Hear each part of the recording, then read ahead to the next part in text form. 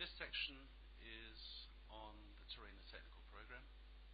We've got 4 presentations. If you've got any questions at the end of each presentation, we'll have 5 minutes or so for questions. First presentation is by Brian Gilmore. Brian's been involved with RARE and TERENA for many years. He was the original convener of RARE Working Group 5. He's a member of the TERENA Executive and of the TERENA Technical Committee, the TTC.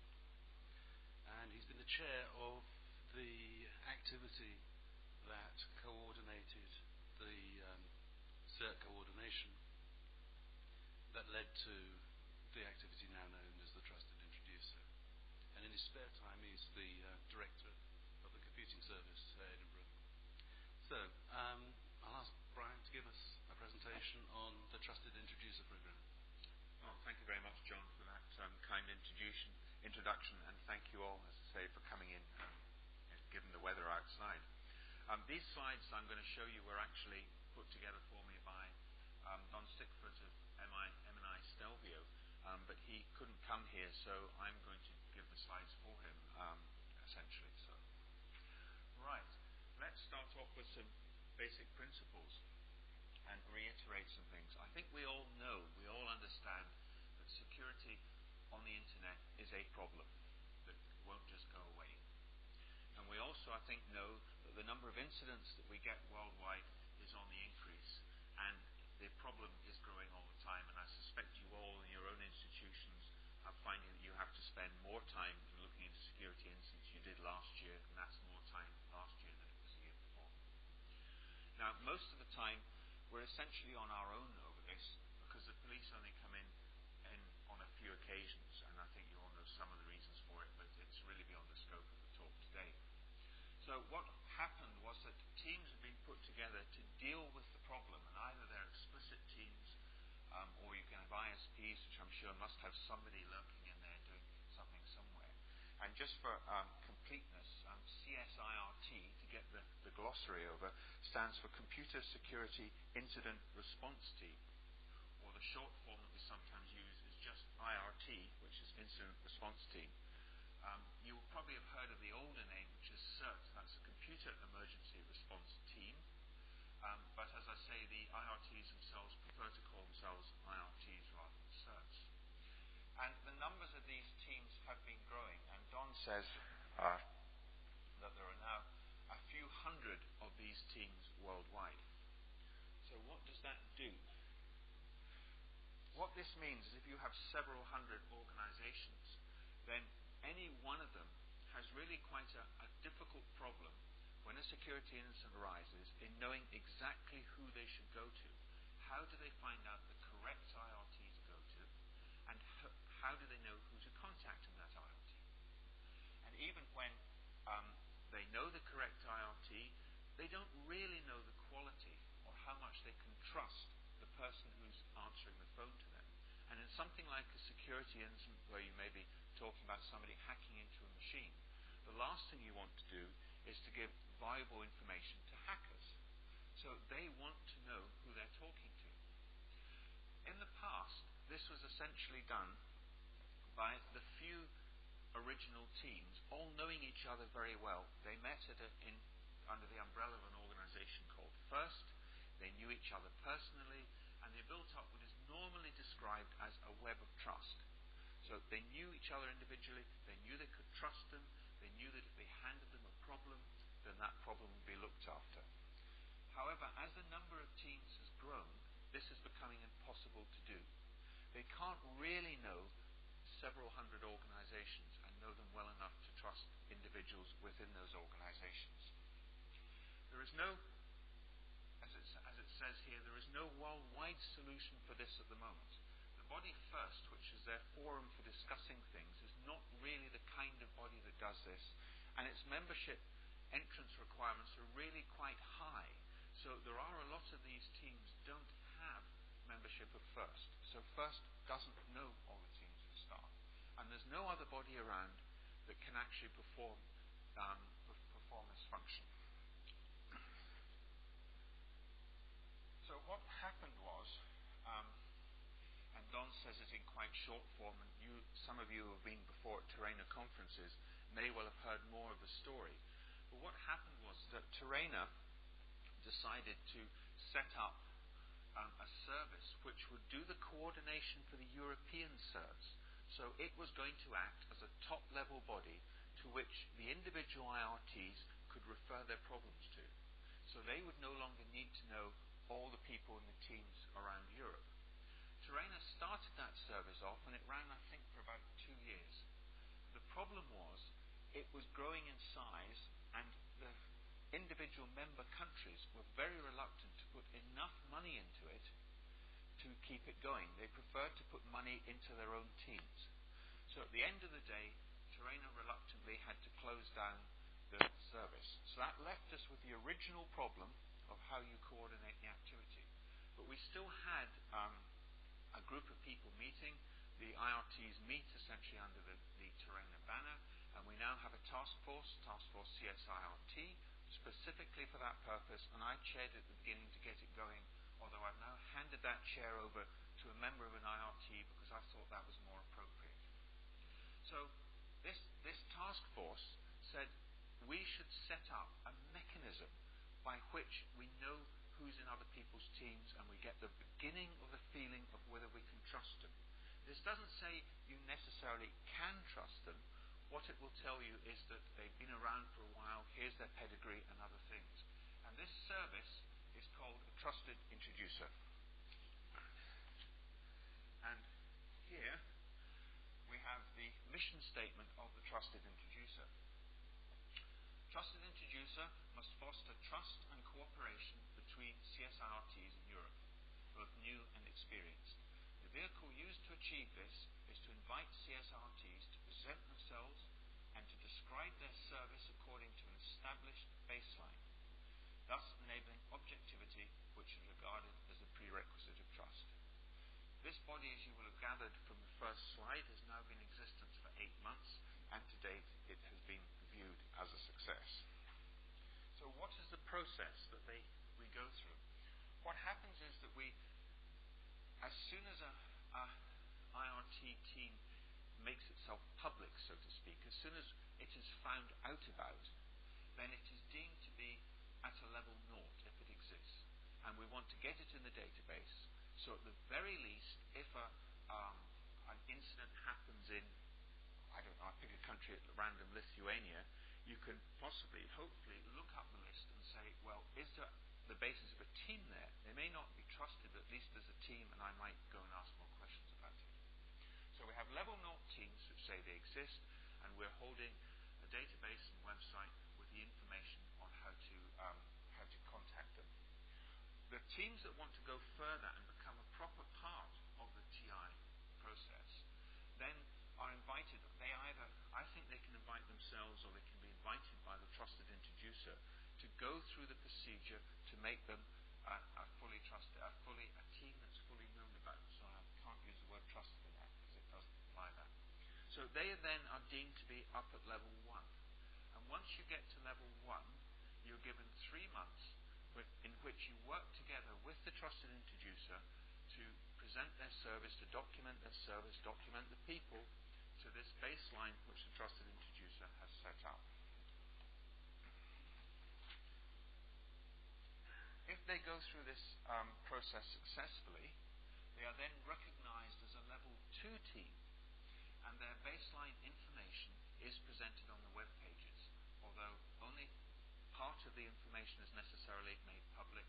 The level 2 teams have sections of information which they pass around between themselves, which is not visible outside.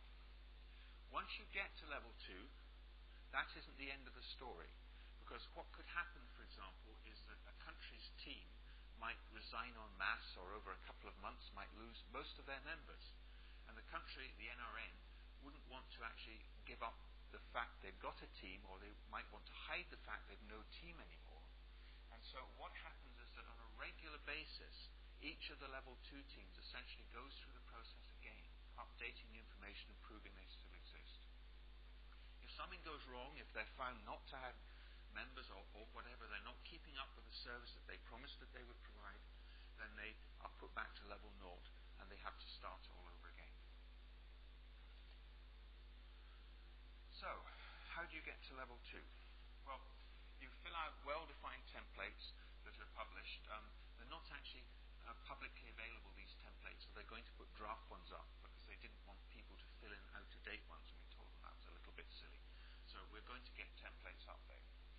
So it defines their information, how they handle policy, it defines how many people they have and everything else. And they've also at this stage got to agree to the publication of supplied information up on the website. But as before, not all this information is necessarily made public. In particular, commercial teams seem very reluctant to make information public, and that's their decision. So, as I said, they have to regularly maintain this supplied information. They have to cooperate with the trusted introducer to do this. And in fact, what we've discovered in our review meeting is most of what the trusted introducer does is really give high-level consultancy to teams on how to present themselves and set their affairs in order, and that seems to be highly valued. There's an RFC covering this, and also level 2 teams are encouraged, you can't force them to go to first, and also, of course, to come to the task force CERT meetings, which they are doing increasingly. I think it's probably the most successful task force among them. The setup itself, the TERENA put out an open bid for people who wanted to manage this service, and it was won by people who came from the academic community originally but have set themselves up outside, and it's called Stelvio, and there's the website there. And you can see also the 4 people, Klaus Peter, who came from DFN in their CERT team, Don Stickford came from the IRT in the Netherlands. I'm not sure where the others came from, and you have the information there, plus the public information that's up on the TERENA site. Now, checks and balances. How is this done? TERENA is the focal point that funds the service and essentially manages the service on behalf of the community.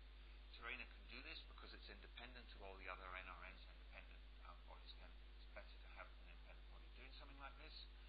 Also, TERENA has a pedigree of doing this, as it's noted there. Of course, TERENA set up the RIPE NCC in the beginning until it grew too big, and then we separated off. However, the important point to note here, the very important point to note, is that the trusted introducer is not limited just to the TERENA constituency. In order to make this work, you really want to talk to the teams which are out there in the private sector. The ISP teams, BT has a team, and there's other teams. And so they are also encouraged to come in so that all the details are public. And that has been working quite well. And as noted here, and I've quickly referred to it, we have a review board which oversees the work. Now, the review board is meant to consist of representatives, elected representatives of the level 2 teams. However, we didn't have any level 2 teams when we set up the TI process, and so we picked on, he says that's nice to have well-known EE network security individuals, these 5 people to actually, it's nice not having to written the slides myself. These 5 people to do it, and we've now had, I think, about 3 meetings, and the last one was a very serious meeting because we're coming to the end of the first year. The service, I should have said, set up for a year. Now, how's it done? Well, let's look at the snapshot. We have a public website. We have 55 teams, level 0 teams are level 0, 1 and 2 teams, registered in the database with the information there. And we now have 8 level 2 teams. It was a little bit less than we'd hoped, but on the other hand, it takes time. That consists of the 3 pioneer teams that leapt in immediately. That's the Dutch, the Italians, and the UK people. After that, we had a further 5 teams, and you can see there's a Siemens team there just to prove that we're out in the commercial world, who have also got up to level 2. So that's 8 in total. And then at the moment, we have 4 level 1 teams, which, if you remember what I said before, have their 3 months from when the clock started ticking to either become level 2 or drop back to level 0. So I think we have every expectation that we will have 12 level 2 teams within a short period. And there'll be another round of invitations once they've managed to handle those ones. So we believe, or at least it's not really up to us, TERENA, it's up to the IRTs themselves. The IRTs believe that this has been a useful and a good service. Now, it's worth saying what it doesn't offer you. It doesn't offer you first membership. That's something that people have got to get in their own right. First, as commented already, doesn't offer anything like the TI service. but the process of going up to level 2 helps teams get ready to go through the hurdles that are there for obtaining a first membership. And it's not a free ride. We have to pay for this service somehow, so we decided, we sat around and discussed it. We have an initial fee for a team that wants to go to level 1 of €900, just under €1,000. It's not a huge amount of money. And then because you have to keep up the level of the information, we also have a maintenance cost, which is currently at €600 a year, or it's expressed in monthly terms. So that is currently funding the service. What it does offer, what TI does offer, is a public maintained repository of all the known level 0 European CSERTs with contact information, as I've said already. It has the formalized and published accreditation process, that's the level 0, 1, 2 steps, and it maintains a trusted repository for the level 2 CSERTs only, this very private information I've talked about. And there is management level there if you want it. Right. How you achieve level 2, or to be registered as level 0, you go to the TERENA website and follow the logical route, or you can email the TI people themselves, okay, and ask any of the names, and they're the names again of the people who did that. That's it. I'm here early. Thought I had one final one. Thank you very much, Brian. Are there some questions from the floor? I'm not ignoring you, Egon. You can go first.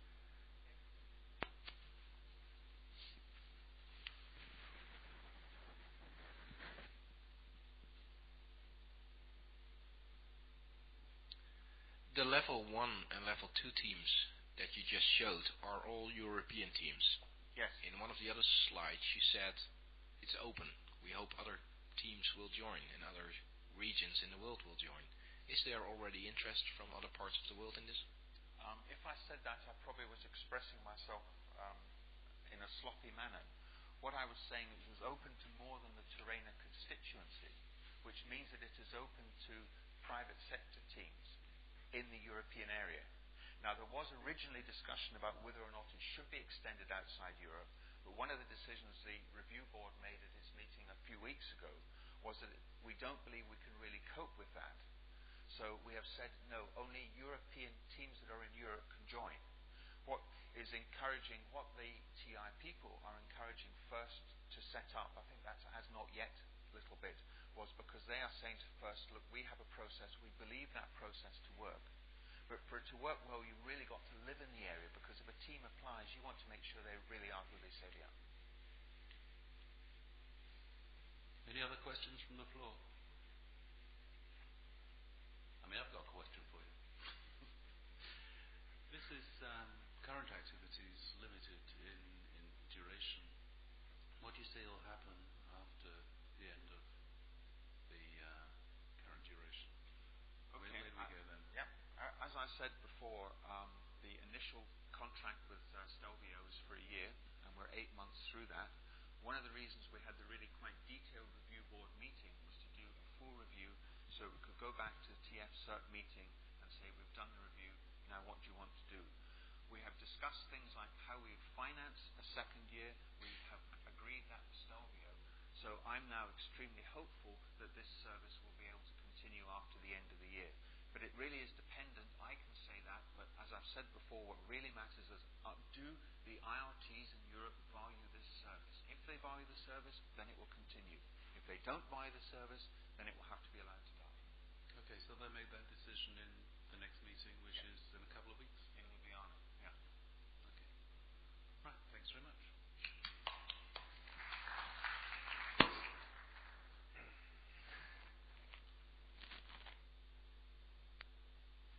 I'd like to introduce our next speaker, who I'm sure many of you have seen around the conference, because he's the PR and conference organizer. Well, he heads the team that does the PR and conference organization.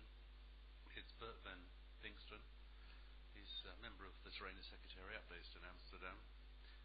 Bert heads the admin team, and he does much more than just admin. As I said, the PR and the conference functions. But at the request of the General Assembly, he undertook a survey, which is not strictly part of the technical program, I'll give you that, but I think you'll find the results quite revealing and interesting. The survey has been entitled the TERENA Compendium, so I'll hand over to Bert, and he'll tell you what he's been up to and what he found out. And you've got 20 minutes, and I'll give you a 5-minute warning, right? Having seen the number of slides that are up there. Thank you, John. Well, ladies and gentlemen, how well do you really know the European research and education networks? Do you know how they're organized, what their areas of interest are, what their capacity is, what their plans are? If you think that perhaps they're all somewhat like your own organization, then that's not true. They're all very different. With the compendium, we are trying for the first time to get some data together that will allow organizations to think about and to see how the NRNs are different and how they compare to one another. In this talk, I'll first tell you a little bit about the background of the compendium, how it came about, why it's in its current shape. I'll show you some of the highlights and start to share with you some of the questions that will need an answer when we start to develop this further. After that, I hope to make my talk more interesting for you, but more dangerous for myself, because I've tried to delve a little bit deeper into the data and explore some of the things that could be done with it. And I'll show you some graphs that are not yet in the actual analysis, that we did not dare to print, and that will be shown here for the first and maybe for the last time. I'll end by asking you for your criticisms and your help. So, let's see. Yeah. The idea for the compendium came up at the General Assembly meeting of TERENA in Istanbul in October 1999, and at that time the question was whether sending around such a stupid thing as a questionnaire would be a useful way and a possible way of gathering intelligence about NRNs, because everybody is always buried by questionnaires and nobody likes to answer them. So there was some doubt about that instrument. What we did, we developed a trial questionnaire and sent it only to the TERENA membership and received answers from 15 out of the 35 members. You see here which countries answered. Of course, not all of them answered all the questions. That's also a problem with the sequel to this. On the basis of the information received, we prepared a trial edition last year, a year ago now, and shared that with only the TERENA General Assembly members. It had a limited value because it was just a listing of the replies received, was not a very attractive layout. The answers were not on the web, and there was no attempt to analyze the data or to compare the information that was received from one NRN with the information from the other NRNs. Based on the feedback received from the TERENA members, we endeavored to develop a new questionnaire with the input from a review panel made up of Jeff McMullen of UKERNA and Mike Norris of HEAnet, who is here in the room. The new questionnaire was distributed early this year, and we received many more answers, not all of them complete answers. And as you see, we also received some answers from NRNs that are not currently in the TERENA membership. We put the replies on the web at this location. We also put an analytical part on the web and printed a limited edition. Some additional copies of that limited edition are available here at the front of the room for those who are interested. We made a limited edition because we are not 100% sure yet whether all the data that we received is actually correct, because we think that there may have been some interpretation differences. Some questions may have been interpreted one way by one NRN and another way by other NRNs. And we also discovered that the graphs, etc., in the publication contains some errors, and those of you who find one that I haven't spotted yet myself are entitled to a Turkish coffee. And also we wanted to get feedback from the members first before deciding on how to proceed.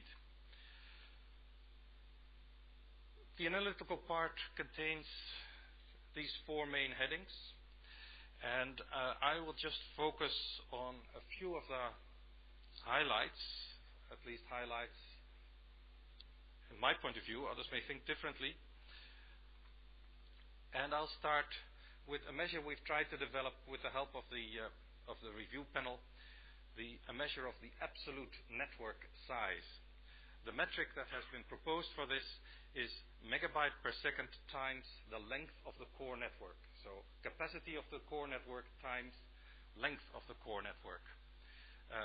The graph that you see here is a logarithmic scale. On the one hand, there's Albania, which has in this metric about 20 megabytes per second times kilometer, and on the other scale there are countries like the Czech Republic, Finland, the United Kingdom, which apparently have the largest networks. Even though I should say that by far not all the countries are in here, because not all the countries were able to provide this information. They found it difficult to estimate the total traffic on the network and to make the multiplication. We're wondering, we'd like to hear from you, of course, on whether you think this is an appropriate metric, an appropriate measure. We need to double check whether it's interpreted the same way by all NRNs. And with your help, we can then see if we can develop this further. Now, that's the absolute network size. We've also thought about, let's say, the relative network size. A country like Luxembourg is never going to have a network of the same size as Germany, but how do you know if Luxembourg is as well served as Germany is? For that, we thought about the traffic per student per year as a rough measure.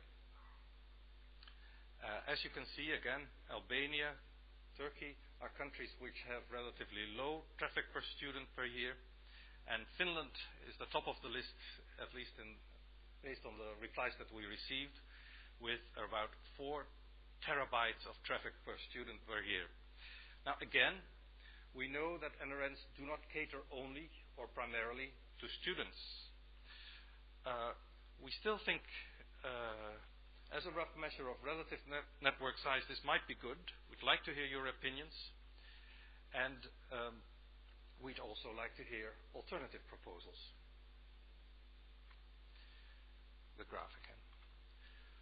Lastly,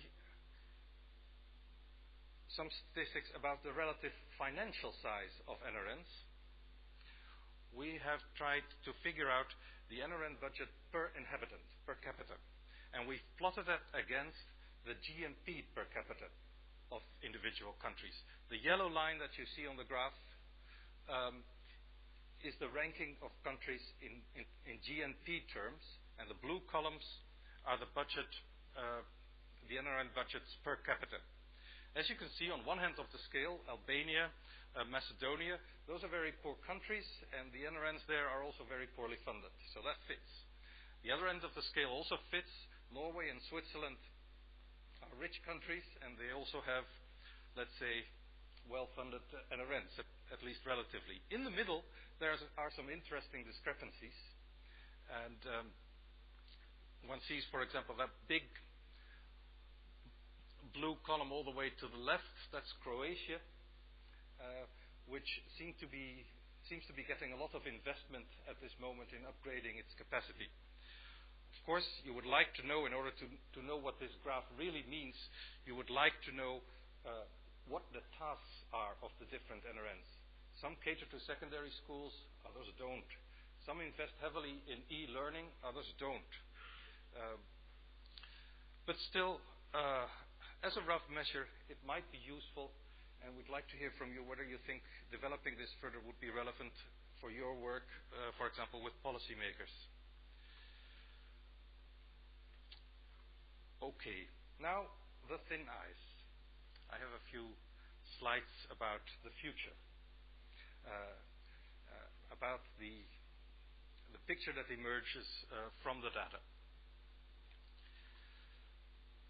let's start first with core network capacity according to NRNs as it is now. Some countries are in the 2.5 megabit era, others are not yet there. This is the actual for this year, based on the data.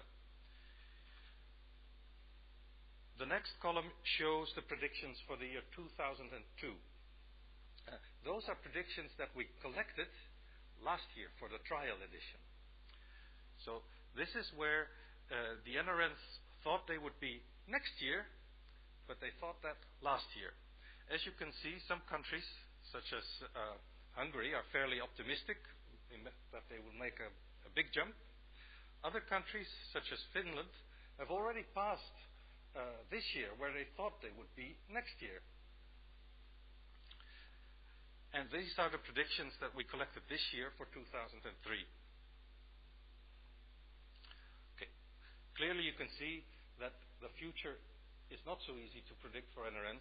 Some countries are too optimistic, others are too pessimistic.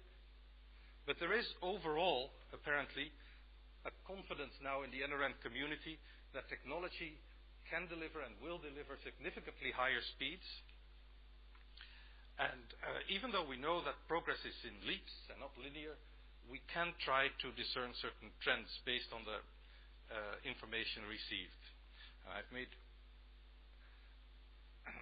a thin ice graph for you on that. You see Slovakia here, predicting a fairly steady increase over the next 5 years. Turkey has not been part of the European funded projects and apparently does not dare to predict any large increases.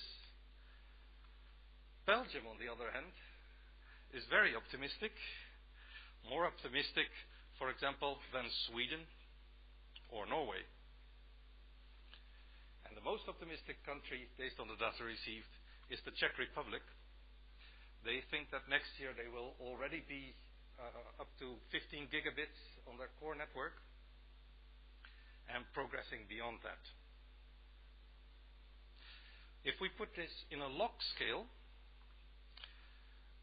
that's what we need for this next thing, we can see, again, very roughly, when NRNs think we will enter the 100 gigabit era. Slovakia is understandably cautious. Turkey, we've seen that. Belgium, according to Belgium, more or less by the year 2005, we'll be there. Sweden and Norway seem to know more or have different information. They're more cautious. But the Czech Republic predicts it. Again, these are interpolated data, so take it all with a big grain of salt. But it predicts 100 gigabits by the year 2004. So it'll be interesting to look at this graph again, perhaps in the year 2004 at the TERENA conference that year. This prompted me to also put together some data from the other end of the scale, the very least developed NRNs. Albania in 2003 is not going to have a research and educational network at all if the current project funding is not renewed. Georgia hopes to go to 2 megabits to Europe. Macedonia, a generous 4 megabits. And maybe at some point some thought will be needed into what kind of service one should try to bring to these countries in order to ensure that they do not lose touch, so to speak, with the rest of Europe. Okay, my last slide's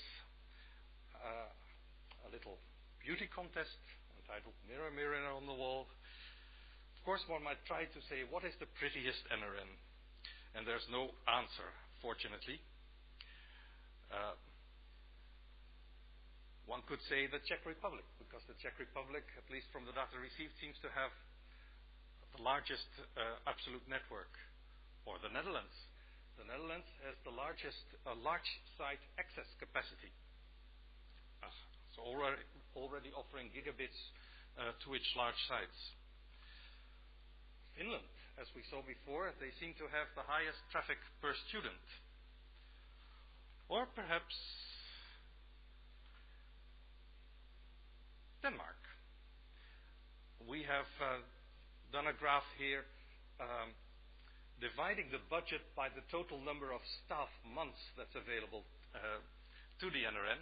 And you can see Dante staff are buying all this stuff, are buying all this connectivity, and they have the highest budget per staff month. 250,000, more than 250,000 euros a month they have to spend per staff member. But Denmark is following closely behind. And maybe it's no surprise that countries like Macedonia are at the bottom. Of course, it's fun to do these kinds of things, perhaps, but is there a real point? What may be possible is some sort of what I've tentatively called benchmarking for NRNs.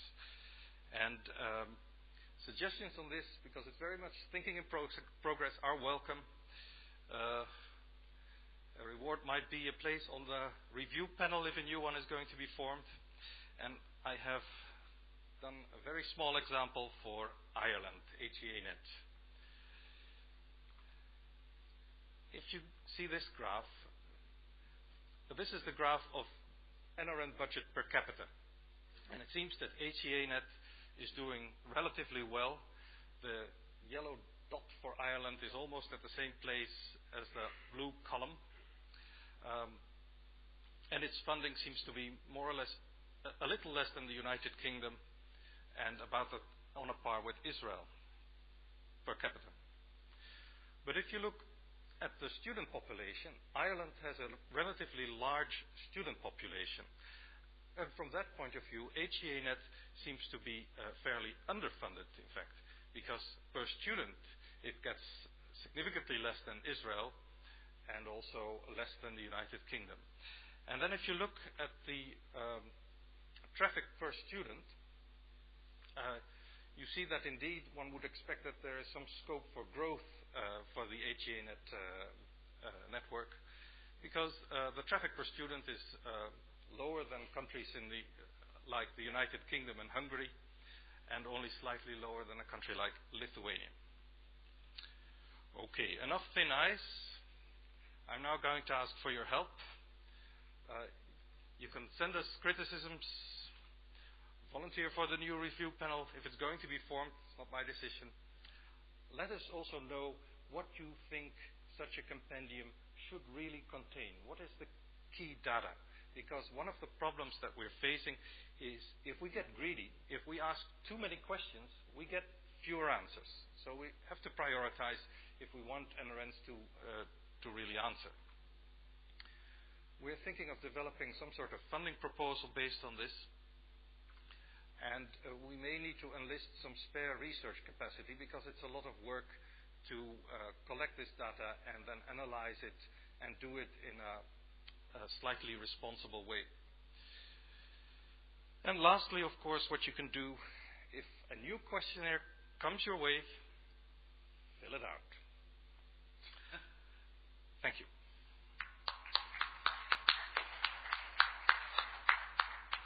Okay, thank you very much, Bert. Do we have any questions from the floor? Not one question from the floor. Brian Gilmore from Edinburgh.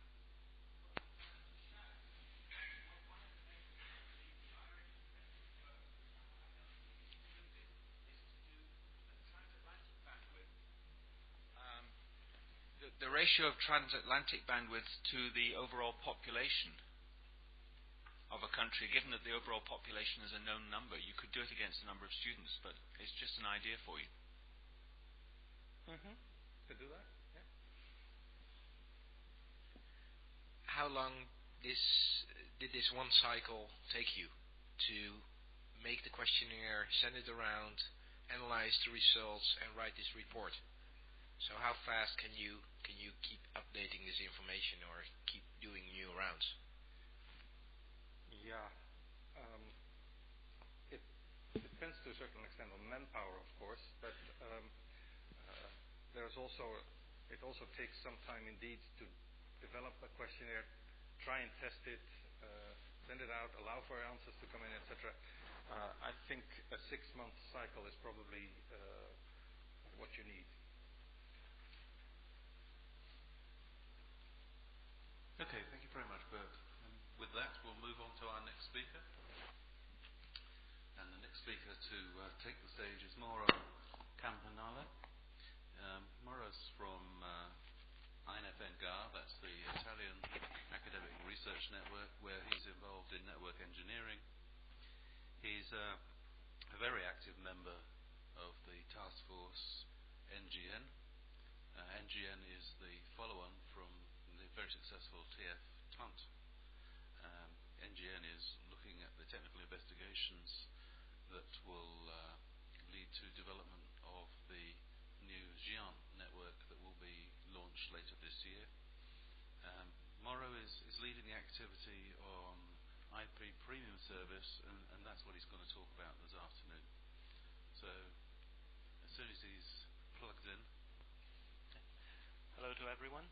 Wire for sound, yeah? Right, good. Can you hear me? Yes. Yeah, you've got 20 minutes, right? Fine. I'll tell you 5 minutes.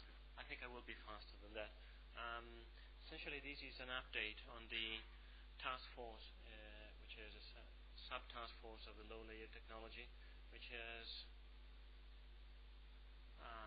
a research group, a joint research group between TERENA and Dante, and its main aim is to do some lab testing for the implementation in the GIAN network or in the National Research Network all across Europe. And what I'm talking about in particular for IP Premium is that it looks that most of the interest is now on QoS. QoS is dealt in this NGN task force and also in another European project where many NRNs and Dante is involved, which name is Sequin. Just a brief review of the present task force working groups. The blue ones are devoted to QoS in some way. More or less, all of them want to understand if QoS is possible, how can be implemented, which are the current issues, which are the current limitations. The other black, let's say, task forces concentrate that there is a very active task force on IPv6, and then there is MPLS, and obviously optical networking and multicast, which are some key issues always present in this task force. It's important to say that these working groups plan to do actual testing on European testbed networks. At present, the testbed networks that will be available to these task forces are in Italy and in France, and probably they will be connected through the present 1055 network. Well, why we started the QoS and IP Premium work?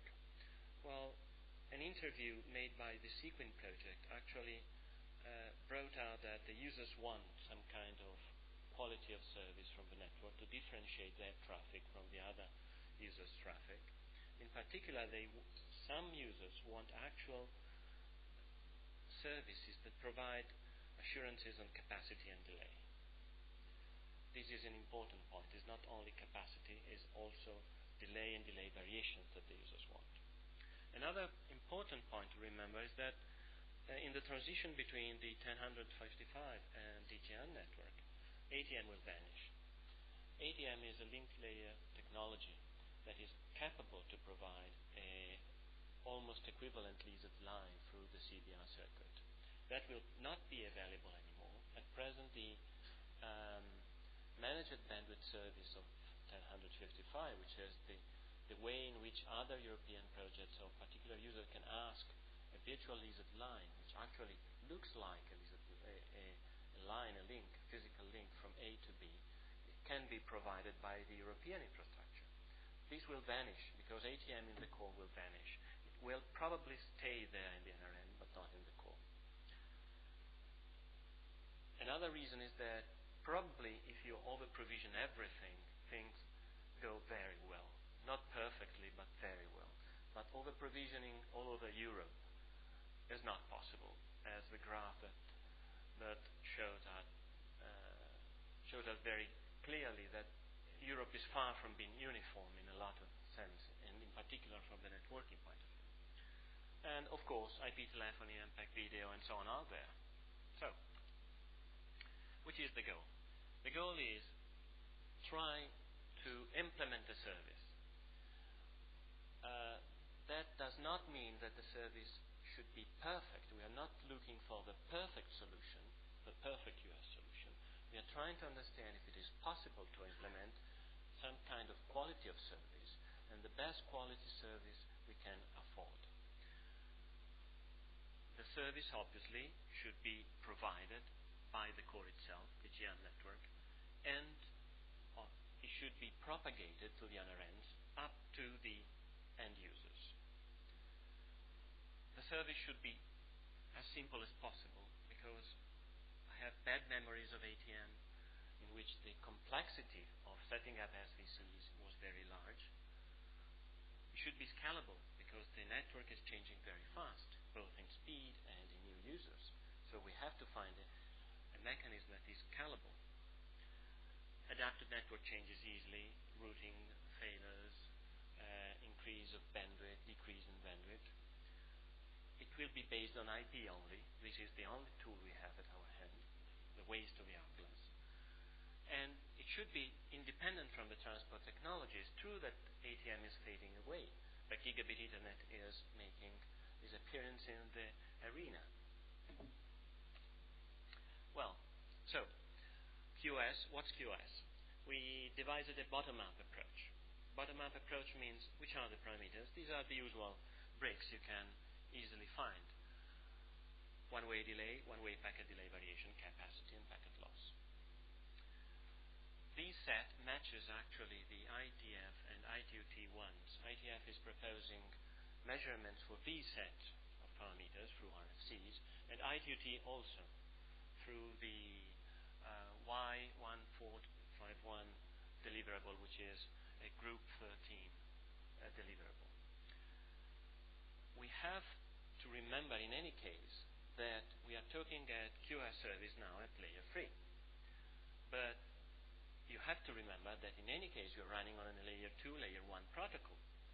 So, in blue, I listed some assumptions we have to make in any case, in which the link layer, routing stability, bit error rate, hardware performance, and downtime are supposed to be adequate. And if you want to phrase it differently, the network should be good enough at the basic level so that you can actually provide and sign a contract to your users that says that the network is 99 or 95% uptime every year. Another point that I signal to you is that up to now, most of the WAN links have 4K MTUs. If we start using gigabit Ethernet also on NANs or on WANs, then it would be very nice to increase the MTU size on the gigabit links up to 4K. Otherwise, you may end up having fragmentation if you enable virtual LANs, MPLS, something that adds bit to a full-size MTU. Well, what we ended up is exactly what Ben Tannenbaum said this morning. The architecture, the model is the same. There is differentiated service architecture, which looks a reasonable architecture for implementing quality of service. We choose it to look at the virtual lizard line behavior, which translates in the FPHB in this architecture, because we want to replace NBS, we want to have capacity constraints, we want to have assurances on delay and jitter. At this point, we have to deal with the fact that we are not a single domain, we are multiple domains. If we are multiple domains, when we have also to define an interface between domains, between bit served domains, which is not there in the RFCs. We don't want to start best effort traffic, even if it comes from dorms. And since signaling on a European scale looks very challenging, probably the starting solution would be to start with a static, not dynamic provisioning structure for the service. The ATF measurement methods and everything else will be taken from there. And QoS parameters monitoring system is a key element. Of course, you cannot provide a service if you don't check that the service actually works as you expected. So, monitoring the system should be built from scratch exactly at the same time as the service itself.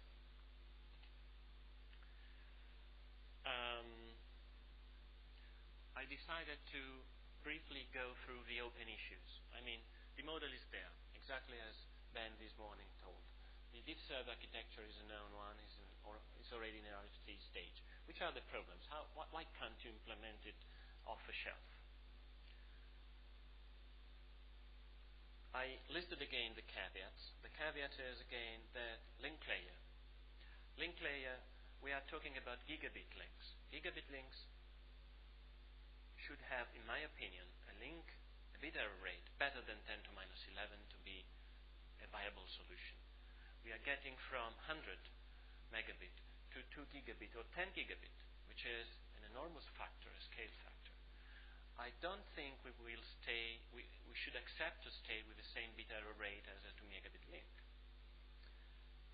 The silicon should be fast enough. Even to switch packets, you need a silicon which is very fast, as recent comparison between the various vendors has shown. So, okay, we implement the network, but the network should be link and hardware-based in such a way that is fast enough. Well, the last mile problem, we have not to forget that we are not talking about core. We are talking also about universities and how to access these universities.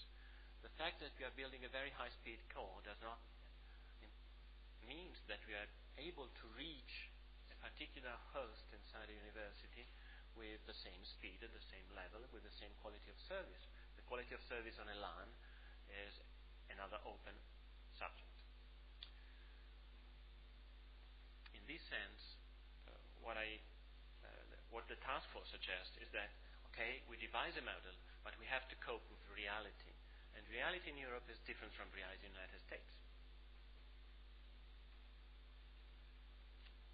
Okay, so I divided the rest of the talk in two parts. One is some kind of implementation decision we have to take on the model itself, and then there are some technical issues. I briefly listed three main decisions. On the base of which parameters do I let a user access the service? How can I propagate end-to-end the service level agreement? The notion that someone wants to speak premium service is not just a chain of service level agreements, it's something more, as I will show you. And then this is just in some way a memento, but since for every border you sign two service level specification, the two service level specification may be asymmetric. Admission control rule, this is what everyone expects. You use the content of the IP header, the TORs, the ports, you may use capacity and so on, but choosing correctly which set of parameters you use for QoS may have profound implication on the service you get. For example, let's just look at the IP source pair, destination pair. If you choose to coalesce on both IP addresses, source and destination IP addresses, then you really know which kind of traffic, which kind of capacity will go through the network. If you don't, you will not be able to understand at each point, to compute at each point on your network, which will be the premium traffic, the maximum and the minimum premium traffic you will expect. This is what we called destination aware. You know where you're going, you know where you come from. That lets you draw a line across your network and compute at each node, which is the bandwidth, and destination unaware. An example of why a user may want a destination unaware service is grid people. There are a lot of institutes, and they say, I just can't tell you that I want to speak with all the institutes and I want that my traffic is 2 meg and is guaranteed, but I can't tell you institute by institute all the IP addresses, all the things I want to talk to. So it's a real problem. We have to face it. So destination aware allows precise dimensioning of the resources and known bounds on delay and delay variation, because if you know the leased line you are selling, then you know how much delay and how much delay variation you may expect along that path. But it requires detailed knowledge of routing. If routing changes, then the agreement changes. It's more complex, as Ben told this morning. If you have multiple sub-aggregates, the sub-aggregates traffic. If you want to provide assurances for the sub-aggregate, then you have at the egress to do things more carefully. This is an example of destination unaware and egress bandwidth dimensioning. You start with the network.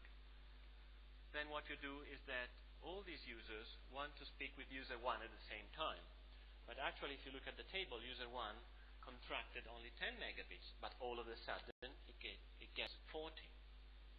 Just because it's destination unaware service, and there is no propagation of the willingness of a certain user to talk to another one end-to-end. So, if you have destination unaware makes the configuration of your network elements much simpler. You just look at capacity. You don't have to apply complex filtering. You may even just switch according to the SCP once you have tagged it at the border.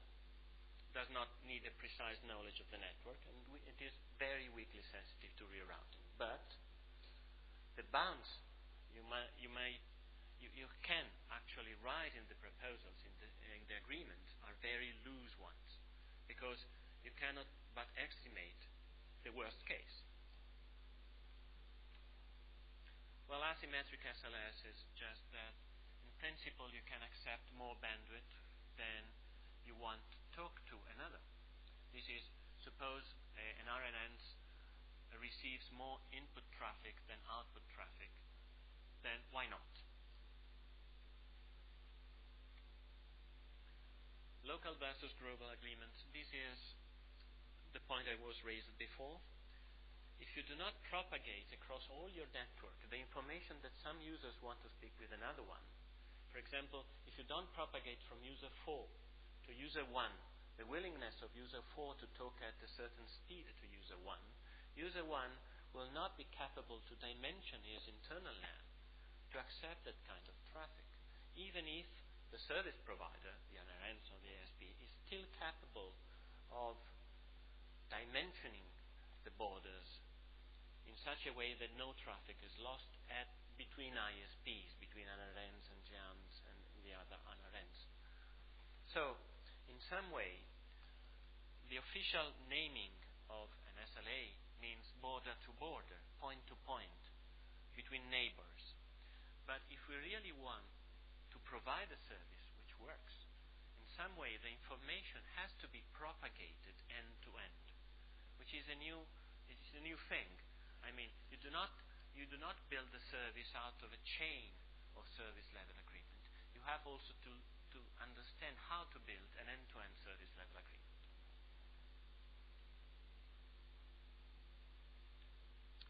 Technical issues. This is a different way of looking at what the task force is doing. While I will just look in more detail in the next slide is shaping. Shaping is an issue because even if you have an over-provisioned network and empty links, but you have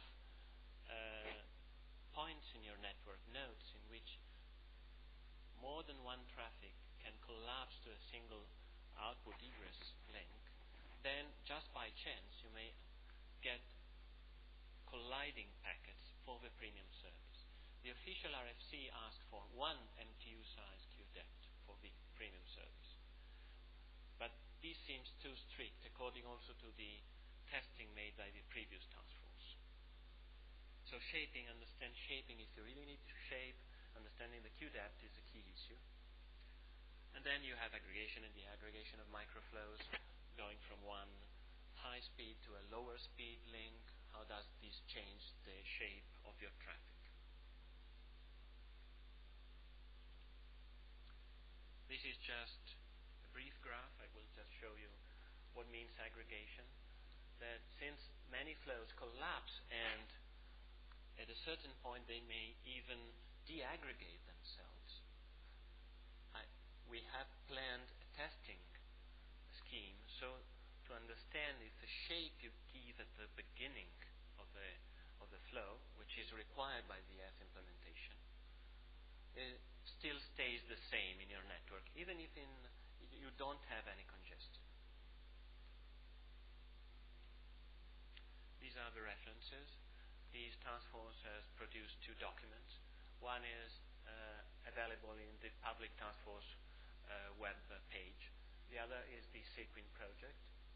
And obviously, everyone that wants to join this task force is more than welcome. The task force, as usual for TERENA, is open to all research institutes and participants, even public, even private firms. So that's it. Okay, thank you very much.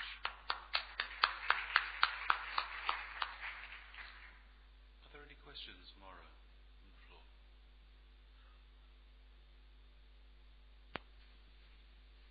One there. There's one. Hang on there, Egon. I was just back here. Yes. Okay. I was confused about your MTU issue. You said because Gigabit Ethernet was starting to be part of the infrastructure and it has a smaller MTU, but it seemed to imply you want to stay with a 4K MTU, and does that mean you want to use jumbo Ethernet frames? Or you said you wanted to avoid fragmentation, but you also wanted to stay with a 4K MTU, so what does that mean? What I was just raising is an issue that I saw personally, that if you use Gigabit Ethernet as a wide area network link, and you start playing with VLANs or something that adds bits to the link, you start having a lot of fragmentation. Since most of the hardware now allows you to easily configure 4K on the Gigabit Ethernet interface, my suggestion is that you should do that. What's wrong with taking the approach of using a smaller standard size? For example, have the applications all limit their packet sizes to, say, 1,300 bytes, which would fit inside of unmodified Ethernet, even including some overhead. I think there's nothing wrong in principle. I think that the easiest solution is to modify the one link. It's the simplest one. It requires less effort. And I personally have still FTDI, sorry. There are a lot of other things around. So it looks me more beneficial to everyone to just change the Gigabit Ethernet link on demand. So you say there are a bunch of established applications that are generating 4K packets now. Is that exactly? Okay, I understand. Thanks. Okay, Egon, right down at the front here. Got a question?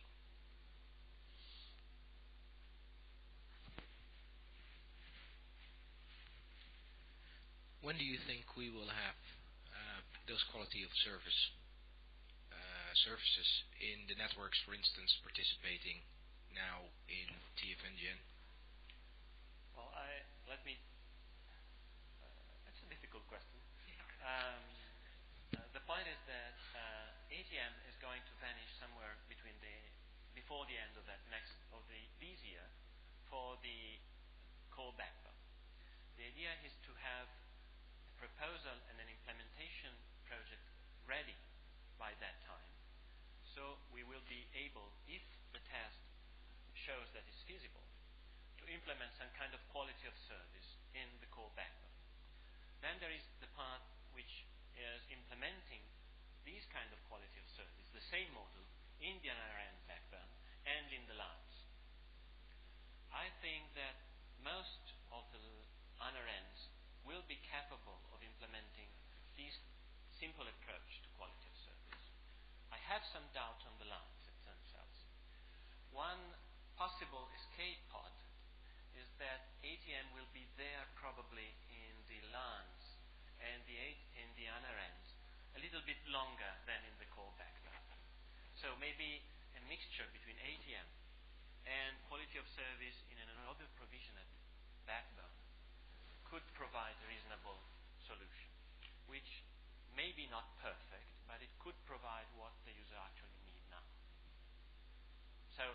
sorry, yes, 6 months, 1 year at most. Okay, thank you very much for that presentation. Now we're ready to move on to the last presentation in this session. This is about the development of a European video conferencing service. The presentation will be given by Egon Verharen, who works as an innovation manager at SURFnet. In particular, the areas of interest of Egon are video streaming and video conferencing. He's also the chairman of the TERENA Task Force TF Stream, which is about video conferencing and streaming. So I'll hand you over to Egon, who will give you a presentation. Good afternoon. And as John said, and it's on the slide, this is about an idea, not about a service that is there already or a project that is already running full speed ahead. Of course, we hope that this will be the case by the next meeting, or at least we will be a lot further on. I will try to describe to you what I think is needed for something by answering a couple of simple questions: the why, the what, the who, the when, and the how. Why would we want to have a European video conferencing service? Well, the answer is really simple. The collaboration doesn't stop at any boundaries. I mean, we are here together as people from European research networks, and we cooperate on this level already. Right? Also, individual students and researchers not only work with the student or researcher next room. They are working nationally, internationally, and even globally. Our dream is that international video conferencing calls are just as easy to set up and make and use as a telephone call is done now. What does it take to do that, especially when you go across boundaries, is what is part of this project to find out. And also what you really would like to need is some support for larger multi-party conferences. Setting up a point-to-point video conferencing is not that big a deal anymore. We here in Europe can all do that. But what do you need and how to structure it if you want to do this with large groups of people spread all over Europe? Then a special European video service might come in handy. So on to the what. Here are some of the ideas. Like I said, these are ideas, and it has a lot of my ideas, my personal ideas, as a chair of TF Stream. But it's been gathered by discussing this with many interested people in the Task Force Stream, for instance, and what I think others are needing and describing. What we should have is support for large-scale distributed collaboration tools for research and for the research and education community. And if I look what's available now and what's being deployed now, I think that can be based on using H.323 video conferencing over IP and the MBONE international infrastructures that are there. The service itself would, on a technical level, consist of a number of elements, and some of these components or shared resources should be MCUs. Those are the boxes that support multi-party conferences in the H.323 world. Gatekeepers, which you can see as the address books and the switching fabric that sets up the calls, and something like reflectors. And reflectors can be either function as an MCU or as a gateway. At least this is the terminology used in the multicast conferencing world, the MBONE world. Then, of course, since my belief is that it's relatively easy to start based on H.323 and MBONE world, we still need gateways to other conferencing worlds. There are places that don't have enough bandwidth available and have good IP connectivity. Can we use other techniques to still reach those places? Some of the things I listed here are now available. There are very high quality video conferencing, or actually two-way streaming, MPEG over IP devices. Of course, we still need a gateway to legacy systems, H320, video conferencing over ISDN, as described with that standard. ATM-based systems. Some countries have very high quality MJPEG over ATM video conferencing systems. We have to connect that too. And maybe other developments that are going on like right now, like for instance the access grid nodes that are coming up. People wanted to do even higher quality conferencing, especially in the medical world, for instance, using digital video over IP or even HDTV.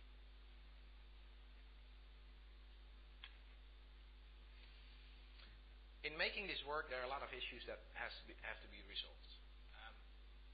The one thing that stands out and is really important is a numbering plan.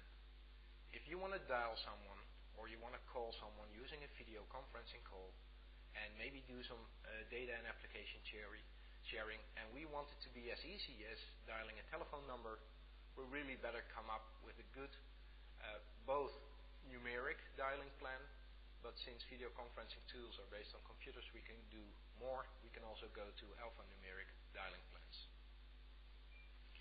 Now this ties in really well, at least conceptually, with the efforts that are going on the directory services side.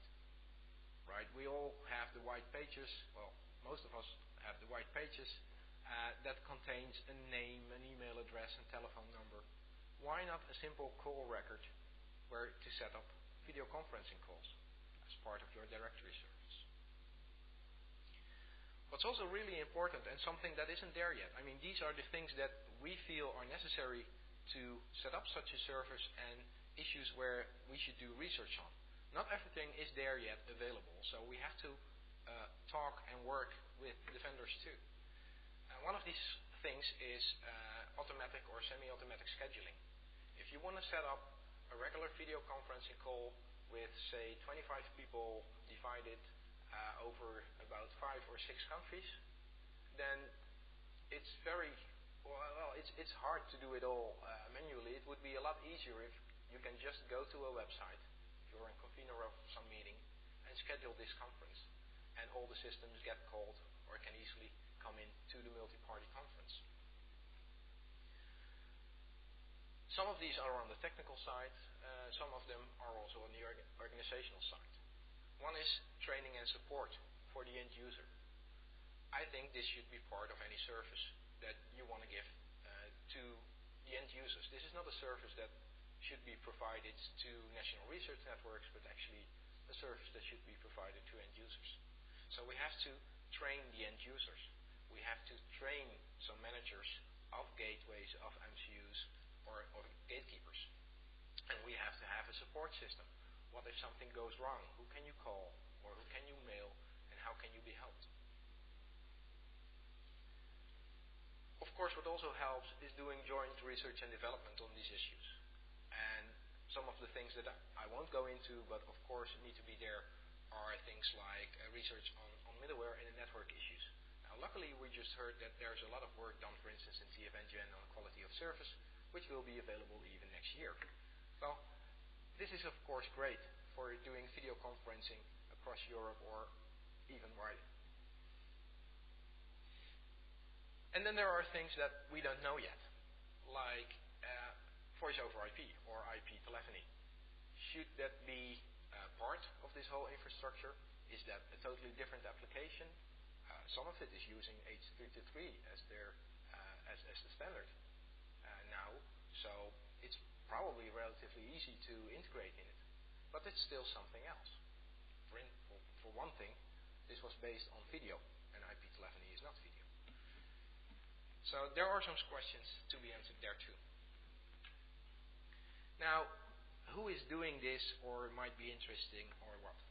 This is again the diagram of TERENA members, and the countries that you see in green are the countries that either already have a national video conferencing service, are setting up a national video conferencing service, or have groups or institutes who provide services to higher education and research.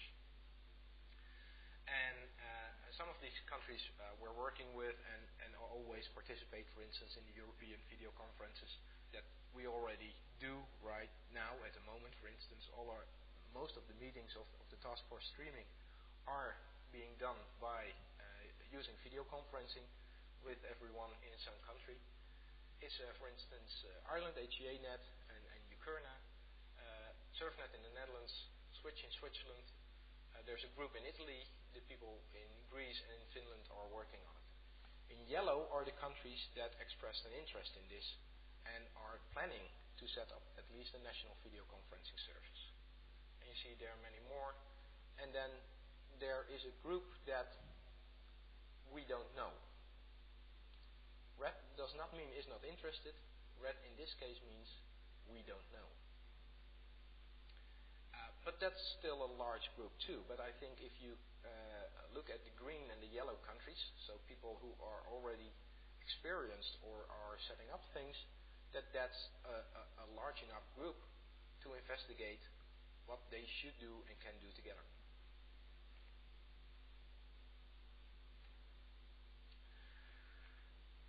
Then the other question would be, where would such a service be? Well, that's really to be determined. We have no idea. There are a couple of usual suspects, like we call them. For instance, this could be a service that would run over the European network that is there. So maybe this should be something done by Dante. Maybe there should be a call, an open call, and maybe one of the TERENA members is willing to provide such a service to the other member countries.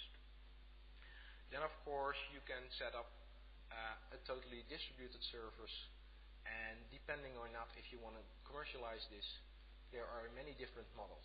My favorite, of course, my favorite is that this is distributed amongst the partners that are participating, and each one delivers its own goods. And there is only a very small centralized management staff or resources.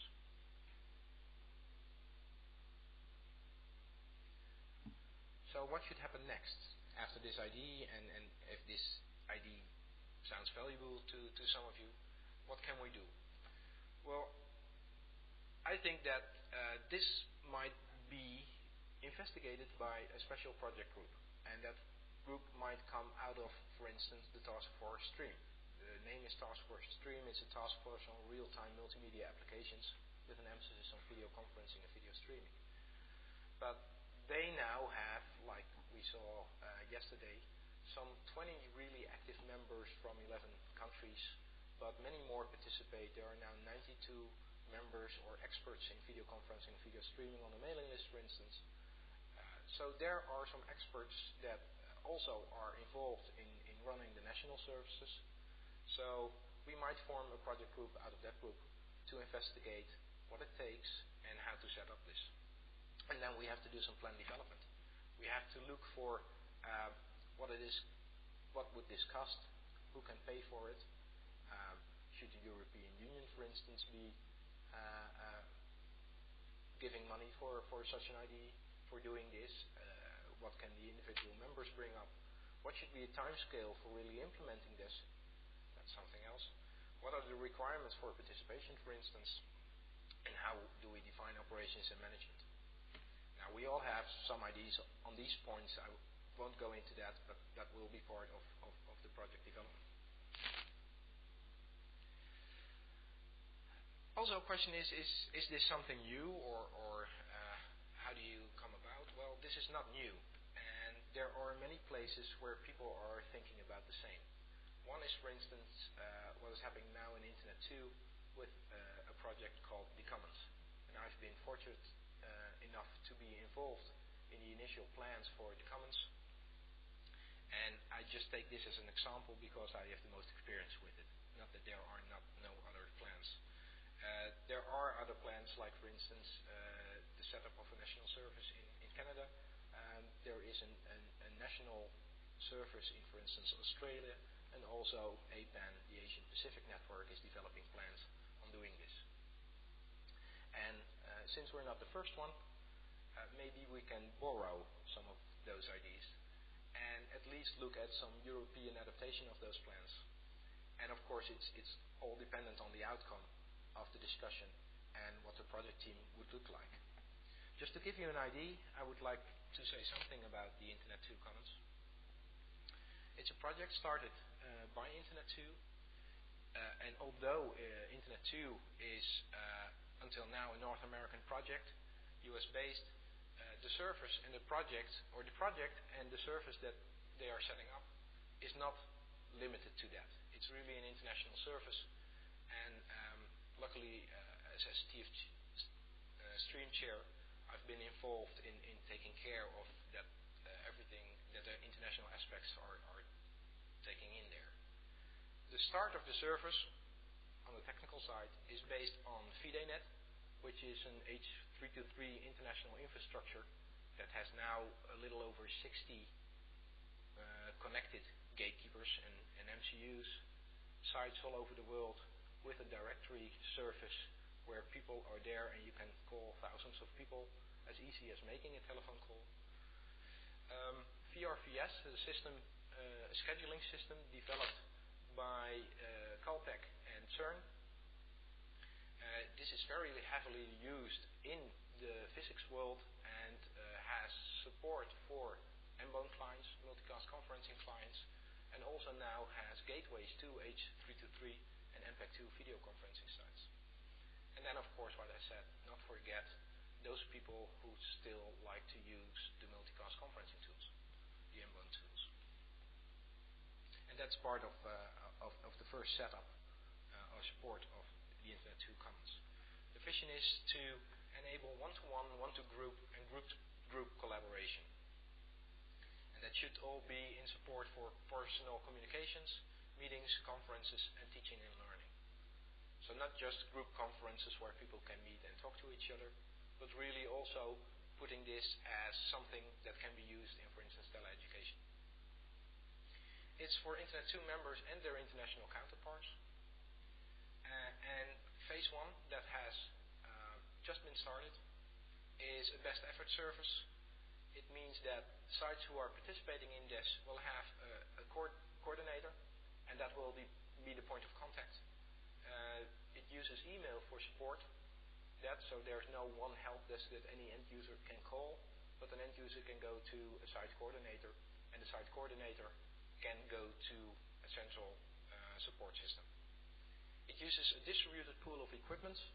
For instance, Ohio State University and University of North Carolina and ORNet and some others are donating ports on large MCUs to be used by this. And now in phase 1 there's also the development of training material, setting up workshops, giving tutorials, and writing documents that will be publicly available. In phase 2, this will shift to an operational and a production service. There's still research and development going on, and for instance, things at how to monitor and measure things on your infrastructure will be important. And the goal is to set up a financially sustainable service that is either being paid for by the members, preferably, or money comes from elsewhere. So that's about it. If you are interested, please contact me as the Task Force Stream Chair, or Valentino Cavalli, who's the Secretary.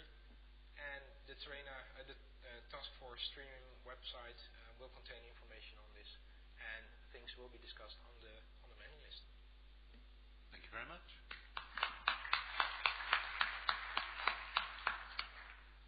Are there any questions from the floor for Egon?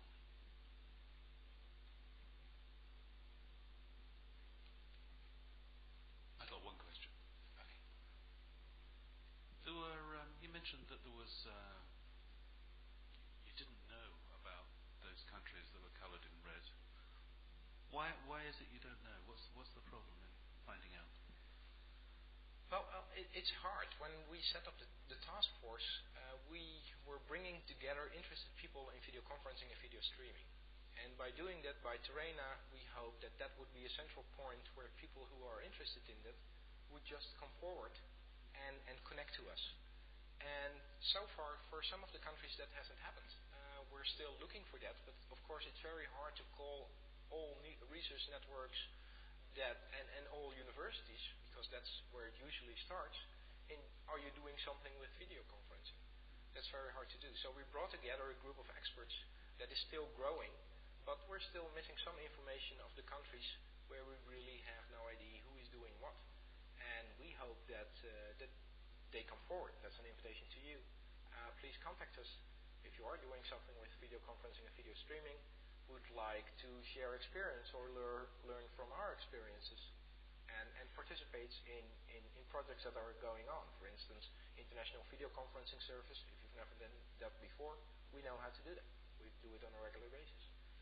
So it's hard to find out on the low level where usually these things start. Find the right people and bring them together. So we hope by providing this infrastructure through a TERENA task force that those people will find us. Okay, so a plea, if you live in a red country, send your details to the list. Okay, that concludes the session on the TERENA Technical Programme. Thanks very much for coming along. I've enjoyed it. Thanks very much to the speakers